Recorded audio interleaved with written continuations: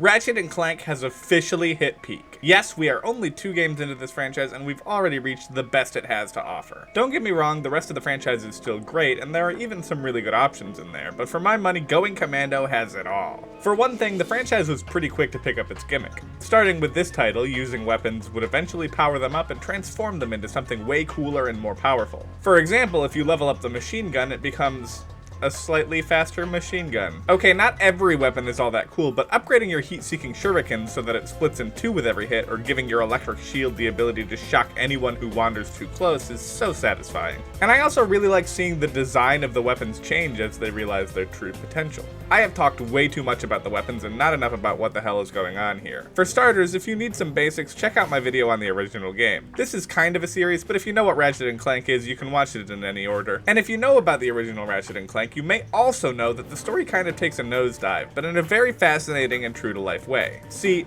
our heroes are exactly that, heroes. Everyone from Solana, the galaxy they come from, knows that they saved the day in the first game. They haven't seen any action since and have kind of just retired. And I won't get into it too much because it's really basic otherwise, but it's very refreshing that they didn't try to make new conflict between the main characters, or worse, revert some of the growth they already made. Going Commando is a little bit silly at its core. It's a story about 2 guys who are bored and so they take a job from another galaxy and end up saving that one too. There's a lot more humor in this one, like when you show up at an arena and nobody knows you, but later you've got Clank with you and find a second arena, and now that they know you from winning the first one, they call you by name and refer to Clank as the metal guy. Speaking of which, there are a lot of things you can do in this game. Instead of just running, jumping, shooting, and solving the occasional very simple puzzle, you also get to do dogfights in space, race on hoverbikes, and fight in arena challenges. There were some breaks in the action in the original with the Clank sections and the turret sections, but they didn't show up often and didn't feel very polished. Everything in Going Commando, on the other hand, was so good they had to use it at least twice to justify the work they put in.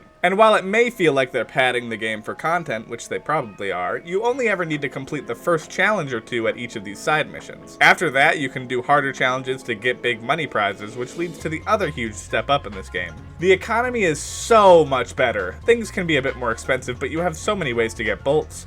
Each of the challenge sections I mentioned before can act as a decent windfall to help you pick up more weapons for your ever-expanding arsenal. There are so many weapons and a good chunk of them have dramatic improvements when you level them up. In addition to that, the hidden collectibles now serve as currency for special mods, which can help you level up weapons that are a bit, bad. Sorry, Mini Rocket Tube. There's definitely more to talk about with Going Commando, but to be fair, that's partially because a lot of the staples of the series stem from this title. Just about every game in the future has some sort of arena where you can tackle extra challenges for money. The core design of the games was refined right here, and while they don't always agree on which bells and whistles to include, you'll find most of the inspiration for a modern Ratchet and Clank game right here. I've got a bit of a secret.